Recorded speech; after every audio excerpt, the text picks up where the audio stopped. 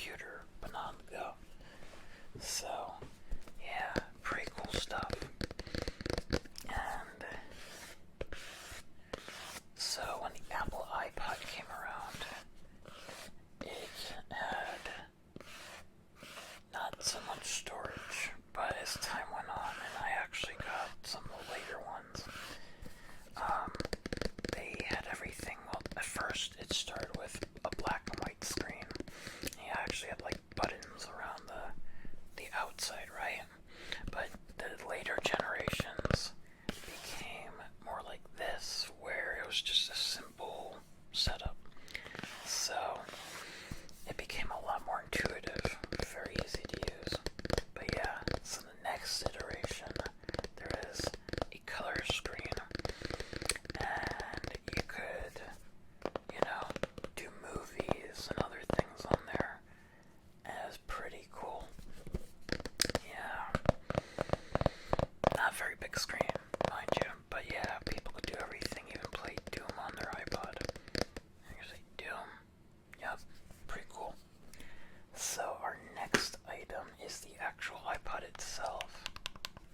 As you can see, this one is not powered, but it is, as you can see, a 30 gigabyte one, and it is an original.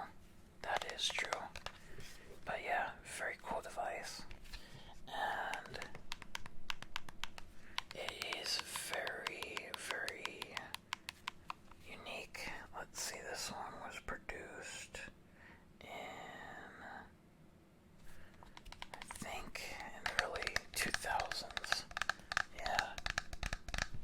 And it was very, very cool for me.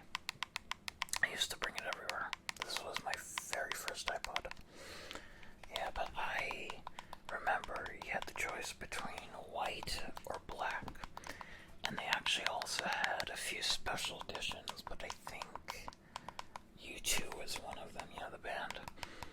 And that one, you had things like, well, at least with the Mini, you had different colors like green, red, I think there was blue, silver, and some other cool ones. The Apple was a lot more colorful back in those days, so pretty cool, right?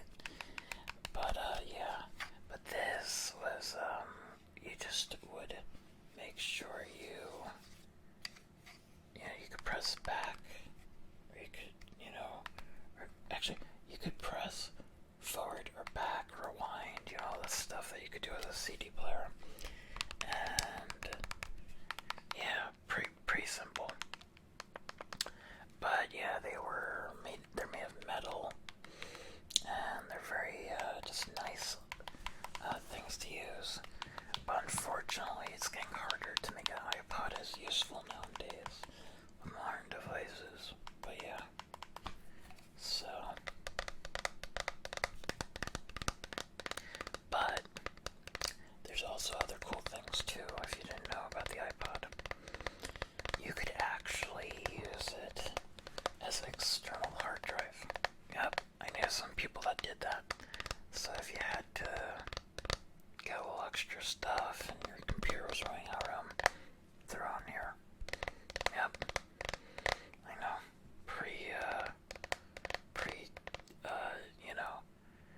Days of big USB sticks. Yep. Times change. Yeah. And now we have a cool item. So this came with the Power Mac. This was in the early 2000s. And you could say, pretty cool looking mouse here. So in the 90s and in the early 2000s, Apple had a phase where they had these translucent plastics that they used for their mice and their computers. And you had computers like the Power Mac G4 and the Power Mac G5. And at the time, the Power Macs were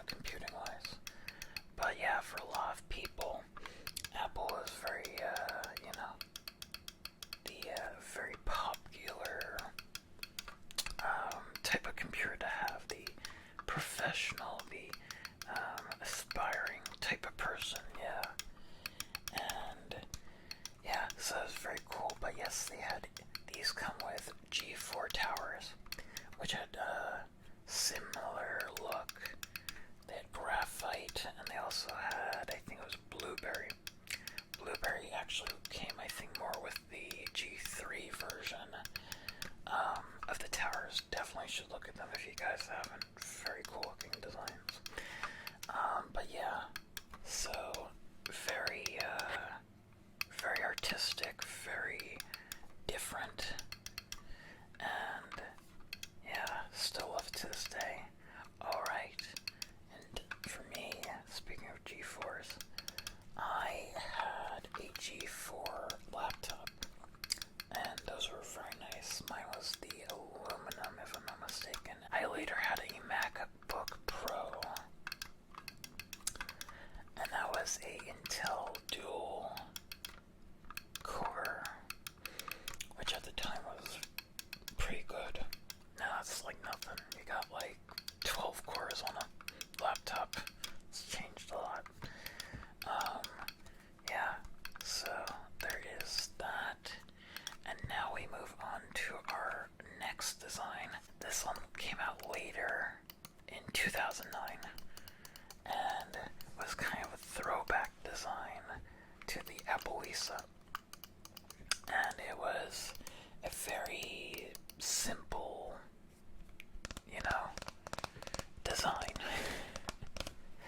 Probably my least favorite design of the Mac mice, but it has its own, uniqueness.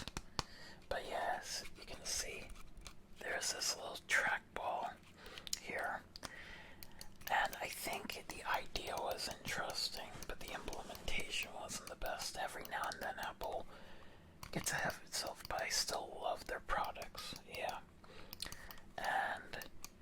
But yeah, it's a very nice one, and it's very, solid. Yeah.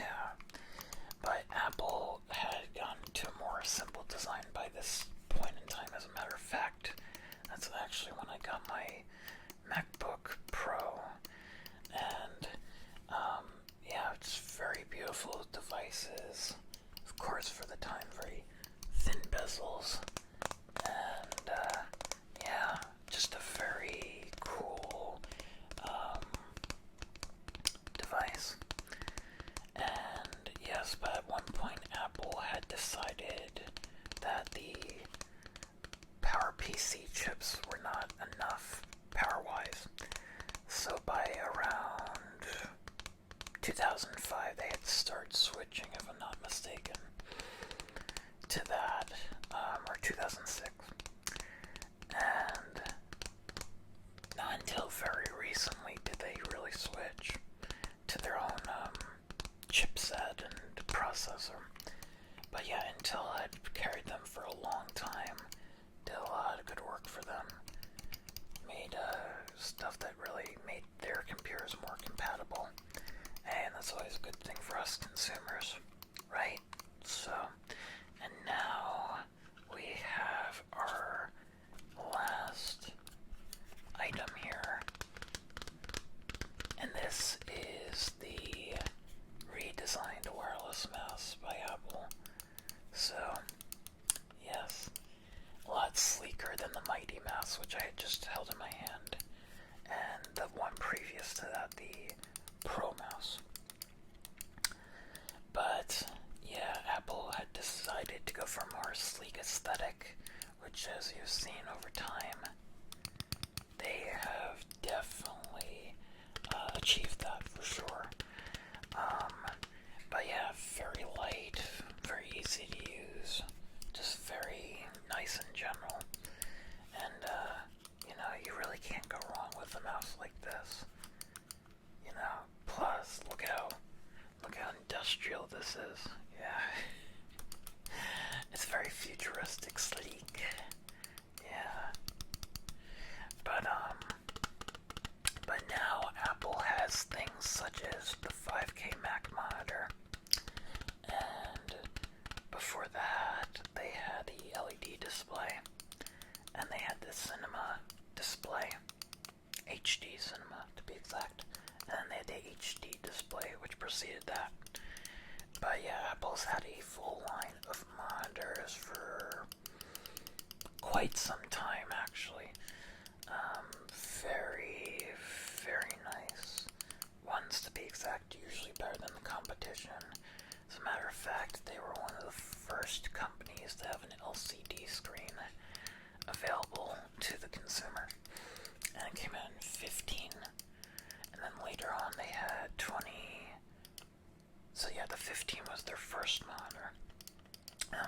to the HD display that was, I think, a 2023, and there was one other size. And then when you got to the cinema display, you had 20, 23, and 30. And yeah, now they've been just getting bigger and bigger. As a matter of fact, I'm using their 30-inch cinema display, and it looks fantastic despite being from like 2006. Probably as good as some modern monitors, but yeah, definitely worth a look if you guys haven't, and you can actually get some of those monitors for not that much. Yeah, the 30s are a little harder to get hold of, but yeah, if you can get your hands on a Apple display from like the mid 2000s, really good buy. Really nice picture, even for now as well. And the resolution is not quite 2K resolution or 1440p, but it still looks stellar. Highly recommend it. Yeah. But definitely, if you haven't checked out Apple products, you should. You'll not regret it. And alright, there you go, guys. I hope you enjoyed these Apple facts, Apple stories, and Apple triggers. And also, have a happy Halloween coming up, and I'll see you next time.